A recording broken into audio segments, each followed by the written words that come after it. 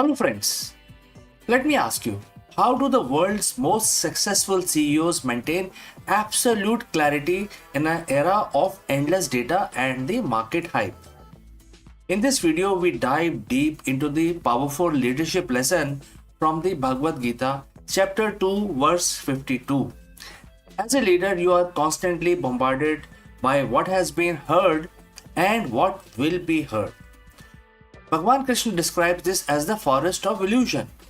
For a modern CEO, emerging from this forest means developing a strategic filter, the ability to detach from the noise and lead with pure, unbiased intelligence. Let's discuss this further.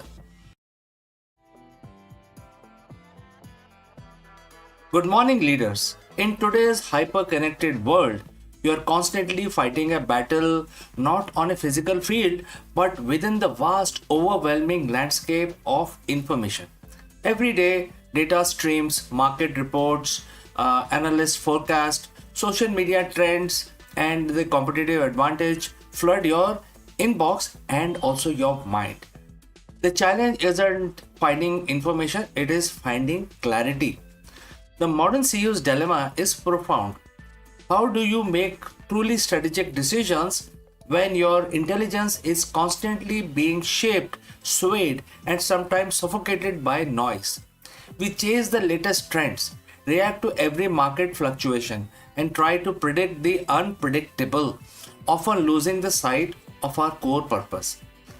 But what if the antidote to this modern situation was not a new AI tool or a groundbreaking management theory, but a piece of wisdom thousands of years old, a timeless insight from one of the most revered spiritual texts in human history, the Bhagavad Gita?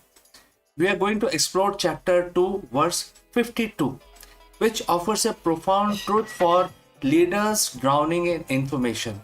The verse, in its essence, states, and the quote starts, "When your intelligence emerges from the forest of illusion, you will become indifferent to what has been heard and what will be heard." Quote close. Let's break down. Because within these few lines lies the secret to what we call the CEO's filter. First, the forest of illusion. For Arjun, the warrior prince on the battlefield of Kurukshetra, this forest was his emotional turmoil, his attachment to outcome, his fear of consequence, and his confusion about duty. For the modern CEO, this forest is the ceaseless barrage of information. It is the constant chatter, the conflicting opinions, the endless data points that obscure the true path. It's the hype cycle, the FUD, fear, uncertainty, and doubt, the quarterly pressures, and even the echo chambers where we create around ourselves. When you are lost in this forest, every tree looks the same, every path leads to the same path, which is more confusion. Then we come to the core concept, indifferent to what has been heard and what will be heard. This is where the CEO filter truly comes into play. What has been heard represents the past, your company's historic performance, past market trend, conventional wisdom, established playbook, and even your own past success or failures. While the history offered lessons, clinging to it blindly can prevent innovation and adaptability. What will be heard represents the future, market forecast, analyst prediction, competitors' announcement, emerging technologies, and all the speculative noise about what's next. While the foresight is crucial, getting swept up in every prediction can lead to reactive strategies, wasted resources, and a loss of strategic focus. The Gita isn't telling you to ignore data or future trend entirely. It is urging you to transcend them, to develop an intelligence that is detached, an intelligence that can process information without being captivated, confused, or controlled by it. This is a CEO's filter, a mental discipline that allows you to see the signal through the noise. So, how do you cultivate this filter?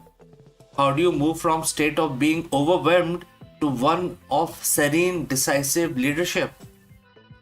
First, cultivate inner stillness. This isn't just about meditation. Though it helps, it's about creating mental space. Regular periods of reflection, deliberate quiet time, and stepping away from constant digital input can help you your intelligence settle and gain perspective. Next, define your true north. What are your core values? What's your company's unchanging mission? When you are anchored in these fundamental truths, external noise loses its power to disorient you. You evaluate information against your strategic compass, not just its loudness. Third, question assumptions. Be rigorously curious. Don't just accept what has been heard or what will be heard at face value. Ask, is this truly relevant? Is this data biased? Does this trend align with your foundational purpose? Fourth, practice strategic detachment. Understand that outcomes are not entirely in your control, but your efforts and decision making process are. By detaching from the emotional highs and lows of the market, performance, or public opinion, you can make more rational, long term strategic choices.